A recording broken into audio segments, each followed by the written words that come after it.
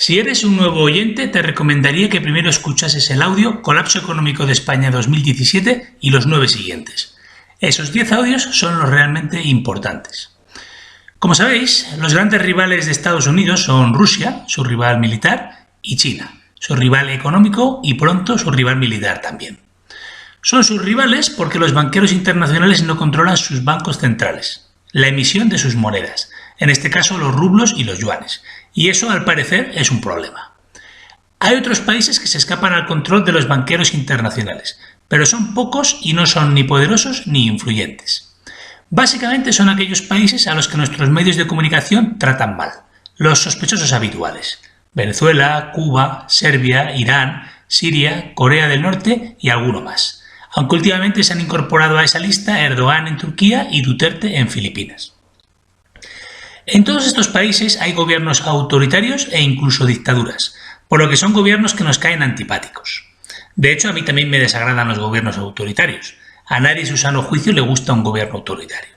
Pero tenemos que comprender una cosa: cuando te enfrentas al país más poderoso del mundo y a los banqueros internacionales, has de reunir los pocos recursos que posee tu país y construir una muralla sólida, compacta.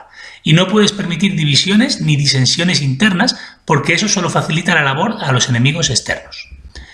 Otra cosa es que los gobernantes de esos países aprovechen esta circunstancia para acallar cualquier crítica, incluso las críticas legítimas y constructivas. Es lamentable, sí, pero dejemos las cosas claras.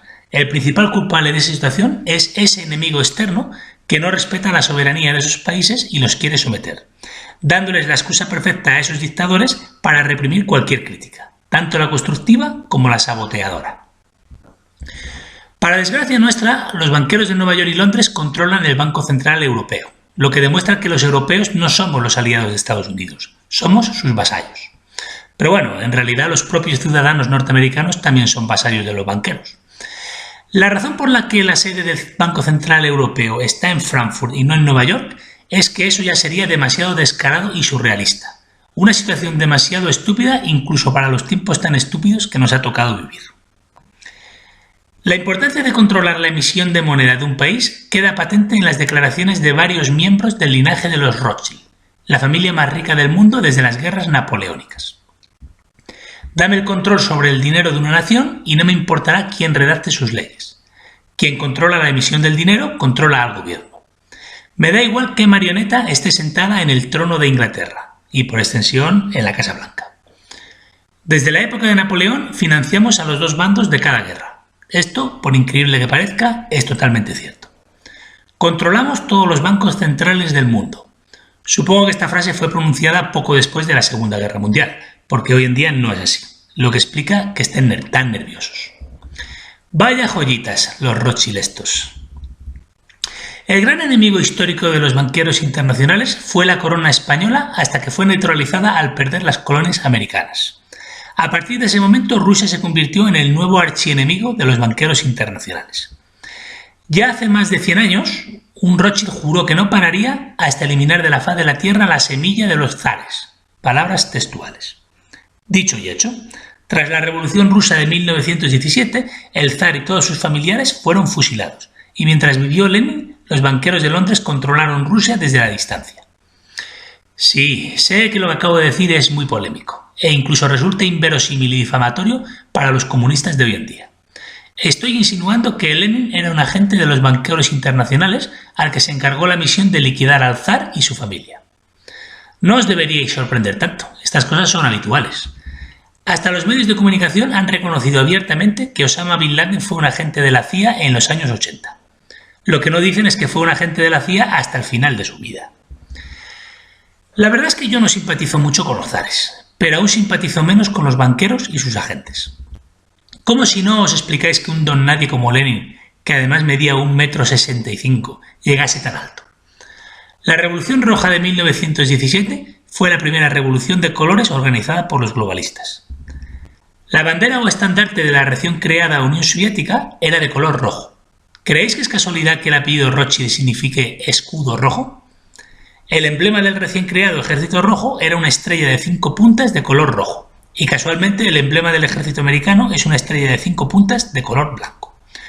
Una estrella de 5 puntas, sea del color que sea, encierra un pentáculo, que es el símbolo satánico por excelencia. ¿Casualidad? Qué casualidad también que en aquellos años se produjeran tantos levantamientos populares en los países que los banqueros no controlaban y ninguno en los países que controlaban. La revolución espartaquista en Alemania en 1919, la revolución de Béla Kun en Hungría en 1919, etc. Afortunadamente todos esos levantamientos fracasaron. Su proyecto de divide y vencerás solo triunfó en Rusia, aunque sin duda se trató de un gran éxito, pues Rusia era la pieza mayor. El plan era que cuando Lenin muriera le sucediera a Trotsky, el revolucionario internacionalista por antonomasia, pero entonces ocurrió un milagro. Cuando Lenin murió en 1924, Stalin se cruzó en su camino y se alzó con el poder. Desde ese momento los banqueros perdieron el control de la Unión Soviética y del Ejército Rojo, y desde ese preciso momento la Unión Soviética se convirtió en el enemigo número uno de los banqueros internacionales. Para acabar de complicar las cosas, en 1933 llegó al poder Adolf Hitler, que odiaba a muerte a los banqueros internacionales y odiaba a muerte a los rusos. Así que sucedió lo que tenía que suceder. Los banqueros y los rusos pactaron una tregua temporal y se aliaron para destruir a Hitler. Al final de la guerra, los banqueros se quedaron a Alemania Occidental y los rusos a Alemania Oriental. Esta puntual colaboración suavizó un poco su enemistad, pero enseguida la cosa se torció, iniciándose la Guerra Fría. Desgraciadamente, los rusos decidieron continuar aplicando el comunismo, un sistema político y económico desastroso, y todo acabó como tenía que acabar. Cuando la Unión Soviética colapsó en 1990, los banqueros se hicieron nuevamente con el control de Rusia. Fue una década desastrosa para los rusos, pero entonces ocurrió otro milagro. Vaya, parece que Rusia es la tierra de los milagros. En el año 2000, Putin se cruzó en su camino y se alzó con el poder. Putin y los rusos de hoy en día, que son bastante anticomunistas, como es normal, pues ellos sufrieron el comunismo en sus propias carnes, deberían eliminar la estrella roja como emblema de su ejército. Pero de momento la mantienen porque se sienten orgullosos de las gestas del Ejército Rojo durante la Segunda Guerra Mundial. Los banqueros odian a los rusos. Les odiaban antes cuando eran comunistas y les odian ahora que son capitalistas. En realidad la razón por la que les odian es que no se someten a ellos y no les entregan el control de su banco central y de sus recursos naturales. Por eso los banqueros aman a los europeos, porque nosotros sí nos sometemos de buen grado y les cedemos sin rechistar el control del Banco Central Europeo. En la actualidad, los globalistas han vuelto a poner de moda la costumbre de organizar revoluciones de colores en los países que no controlan, con resultados desiguales. La Revolución Rosa de 2003 derrocó al gobierno prorruso de Georgia, pero la Revolución Verde de 2009 de Irán fracasó, como también fracasó la ofensiva de 2014, el año de la Revolución de los Paraguas Amarillos de Hong Kong, de las continuas manifestaciones de grupos opositores en Rusia y de la Revolución Naranja en Ucrania, aunque esta última sí triunfó parcialmente, como ya sabéis. A las revueltas que se están produciendo ahora mismo en Venezuela, curiosamente no les han asignado ningún color. Pero vamos, la CIA se está empleando a fondo para derrocar a Maduro. Pero nuevamente me he ido por las ramas, porque el tema de hoy no es Rusia, sino China, el país que está destinado a convertirse en el Stalingrado de los banqueros internacionales, con el agravante de que son los propios globalistas los que han hecho increíblemente poderosa a China, su futuro verdugo. ¿Cómo demonios ha podido ocurrir esto? Pues porque, como ya he comentado alguna vez, la nueva generación de banqueros no es tan brillante como las anteriores. Pasa en las mejores familias. El abuelo levanta un imperio, el hijo lo expande y el nieto lo hunde. Esta historia es realmente interesante. Como ya expliqué en el primer audio, los antepasados de los actuales banqueros dieron sus primeros pasos en Londres en el siglo XVIII. Su primera gran operación lucrativa fue la conquista de la India a partir de 1757. A través de la corporación privada conocida como la Compañía de las Indias Orientales. En 1793, el embajador británico Macartney fue recibido por el emperador chino. La expedición fracasó porque los chinos creyeron que los europeos no tenían nada interesante que ofrecerles. Desde ese momento, los contrabandistas ingleses empezaron a importar a Europa té y, en menor medida, seda y porcelana desde China. Pronto Gran Bretaña experimentó un gran déficit comercial con China, que se negaba a comprar nada a los británicos. Así que estos decidieron introducir de contrabando en China opio cultivado en la India. El número de drogadictos en China se disparó y toneladas de plata salieron sin control del país. Así que ya veis, la reina Victoria era el Pablo Escobar de la época. Cuando el gobierno chino trató de capturar a los narcos, la Armada Británica atacó a China, iniciándose la Guerra del Opio de 1839. ¿Qué cosas más chungas sucedían en el pasado, verdad? El gobierno de Su Majestad traficando con drogas, esclavitud en las plantaciones de América, qué época más loca. No como hoy, porque hoy no existe la esclavitud, ¿a que no? Pensadlo bien. Antes se llevaban a los esclavos a las plantaciones, pero como hoy no se puede hacer eso, se llevan las plantaciones a los esclavos. Es decir, las fábricas textiles a Bangladesh, por ejemplo. No seáis ingenuos, los tiempos no han cambiado tanto. ¿Y qué decir de los grandes capos de la droga? A la reina Victoria de Inglaterra la ha sustituido el presidente de los Estados Unidos. ¿O acaso desconocéis que desde que Estados Unidos invadió Afganistán, el cultivo de amapolas, la flor de la que se extrae la heroína, se ha triplicado? Y que el número de heroinómanos en América se ha multiplicado por 10 en la última década. China nunca fue invadida. Las potencias europeas, especialmente Gran Bretaña y Francia, firmaron tratados comerciales muy ventajosos, fundaron sus propios barrios en las principales ciudades costeras chinas y sofocaron militarmente un par de insurrecciones en 1856 y 1900, pero nunca intentaron invadir China. Yo creo que si hubiera sido factible, el Imperio Británico lo hubiera hecho, pero los ingleses sabían que los chinos eran más peligrosos que los indios, por lo que prefirieron ser prudentes y se conformaron con exprimir a China como un limón. En 1949 la fiesta se acabó, pues triunfó la revolución comunista de Mao y los extranjeros fueron expulsados. ¿Por qué os he explicado todo esto? Porque quiero que entendáis las motivaciones psicológicas que han conducido a los actuales banqueros internacionales a cometer un error fatal, un error que tal vez cause su perdición e incluso su extinción. Los banqueros de hoy en día saben que sus antepasados hicieron fortunas incalculables explotando la India y China, y en su fuero interno sueñan con emularlos y repetir sus gestas. A este nostálgico recuerdo hay que añadir otra variable, una experiencia de primera mano que ha impulsado a los banqueros a probar suerte en China. A partir de 1965 se instauraron las maquiladoras en la frontera entre México y Estados Unidos. Las multinacionales americanas llevan piezas sueltas a estas fábricas mexicanas y allí se ensamblan, para a continuación transportar estos productos acabados de vuelta a Estados Unidos para venderlos allí. Todo ello sin pagar aranceles y pagando sueldos bajísimos a los mexicanos, o mejor dicho, a las mexicanas, porque en estas fábricas suelen contratar a mujeres. Tened en cuenta que los dueños de estas multinacionales son, en su mayor parte, los banqueros internacionales. Pues bien, esta experiencia fue tan positiva que pronto pusieron sus ojos en China.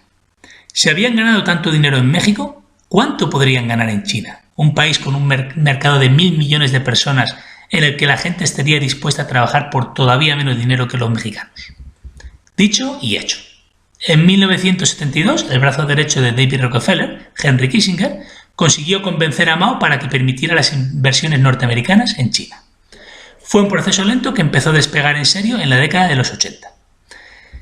En aquel entonces China era un país pobre y atrasado, pero gracias a las millonarias inversiones americanas y la transferencia de tecnología, China se ha convertido en una superpotencia. Sin la colaboración de los norteamericanos jamás hubiera logrado todo lo que ha logrado, o al menos hubiera necesitado varias décadas más para conseguirlo. Ahora China ya puede rivalizar con Estados Unidos. ¿Cómo es posible que los americanos, o mejor dicho, los banqueros internacionales, hayan cometido un error tan estúpido? La respuesta va a ofender mucho a mis amigos mexicanos. Pensad que yo soy el primero al que le disgusta dar esta explicación. Pensad que si hago comentarios negativos sobre los mexicanos, indirectamente estoy haciendo comentarios negativos sobre los españoles y sobre todos los latinos en general, pues todos nosotros compartimos una manera de ser y de hacer las cosas y tenemos las mismas virtudes y los mismos defectos. Así que creedme cuando digo que no me hace gracia decir lo que voy a decir. Insisto una vez más, me entristece decir lo que voy a decir. ¿Pero qué queréis que os diga, latinos del mundo? La verdad es la verdad. La diga Agamenón o su porquero. El error de los banqueros internacionales fue creer que los chinos son tan incompetentes e indolentes como los mexicanos. Amigos mexicanos, me refiero sobre todo a vuestros líderes. Claro que vosotros también sois culpables. Sois culpables de no ser capaces de libraros de ellos. En realidad en España sucede lo mismo. Lo que pasa es que vuestros líderes son todavía peores que los nuestros, que ya es decir. Como ya he explicado, los banqueros llevaron a México en la década de los 60 sus fábricas y su tecnología, para explotar a las trabajadoras mexicanas. Muchos en Estados Unidos se debieron preguntar si eso era una buena idea, pues los mexicanos podrían terminar robando dicha tecnología y fundar sus propias empresas y fábricas, empresas que en el futuro podrían convertirse en duras competidoras de las americanas. Pasaron los años, pasaron las décadas y los mexicanos fueron incapaces de hacer eso. Tras esta experiencia, los americanos se confiaron y creyeron que en China pasaría lo mismo. Craso error. Los chinos son diferentes. Son muy observadores, son muy trabajadores, son muy emprendedores, son muy ambiciosos y son los reyes de las falsificaciones. En poco tiempo copiaron e incluso robaron la tecnología americana y fundaron sus propias empresas, que efectivamente se han convertido en un tiempo récord en temibles competidoras para las empresas americanas. Y para colmo, los jóvenes universitarios chinos son increíblemente estudiosos y ya ha salido una hornada de ingenieros y científicos brillantes, sobre todo en los campos de la electrónica y de la robótica, dos campos que por alguna razón se les da muy bien no solo a los chinos, sino a los asiáticos en general. Así pues, el error de los banqueros fue pensar que su aventura en China sería tan sencilla y lucrativa como en México. Ahora el daño ya está hecho y el asunto no tiene solución, a no ser que Estados Unidos decida atacar a China para frenar su imparable desarrollo. Militarmente, Estados Unidos aún está un peldaño por encima de China, pero teniendo en cuenta que un océano separa a ambos países, la extensión de China, el hecho de que son 1.300 millones de personas y que la poderosa Rusia es su aliada, y todo ello sin olvidar la exacerbada división de la sociedad norteamericana, a lo que hay que añadir la epidemia de obesidad y drogadicción que asola ese país, en fin, yo no veo claro que Estados Unidos tenga capacidad para invadir China. En teoría sí, sobre el papel sí, pero ¿qué queréis que os diga? La teoría es una cosa y la realidad es otra. Pues bien, si Estados Unidos no para los pies a China, los chinos pronto se desconectarán del sistema financiero occidental y crearán su propio sistema financiero en Oriente. Esto destruiría a los banqueros de Nueva York y Londres, o al menos estos verían reducido su ámbito de poder e influencia a Estados Unidos y Europa, lo cual es un estrepitoso fracaso para ellos, porque desde la Segunda Guerra Mundial prácticamente dominaban el mundo. En la década de los 30, los banqueros decretaron un embargo contra los alemanes y los japoneses, dos países que carecían de materias primas, empujándoles a tomar la decisión de invadir Rusia y China para robarles sus recursos. Una vez Alemania y Rusia por un lado y Japón y China por el otro se machacaron entre ellos, el Imperio Británico y Estados Unidos entraron en escena para invadir Alemania y Japón, sus rivales industriales. Lo que se dice una jugada maestra. Pero bueno, eso hace ya mucho tiempo y el mundo ha cambiado mucho desde entonces. Así que de igual forma que para los alemanes Stalingrado fue su tumba militar, para los banqueros internacionales China será su Stalingrado financiero. En este escenario, los banqueros serán incapaces de implantar una única moneda mundial, y menos aún para 2018. Pero desgraciadamente aún estarán en condiciones de implantar una única moneda en Estados Unidos y Europa. O sea, que los chinos y los rusos van a conseguir librarse de ellos y nosotros seremos los únicos inútiles que seguiremos siendo dominados por ellos. Por cierto, acabo con buenas noticias. En el anterior audio me felicitaba porque, por fin, el Altísimo se ha decidido a echarnos una mano. Y en marzo se llevó al otro mundo a David Rockefeller, el gran jefazo de los globalistas. Pues bien, la semana pasada se llevó a Zbigniew Brzezinski, consejero de Jimmy Carter entre 1977 y 1981, pero que en realidad era uno de los hombres de confianza de Henry Kissinger. Parece ser que Dios le está cogiendo el gustillo a eso de llevarse al otro barrio a los malos. Pues nada, que siga, que siga.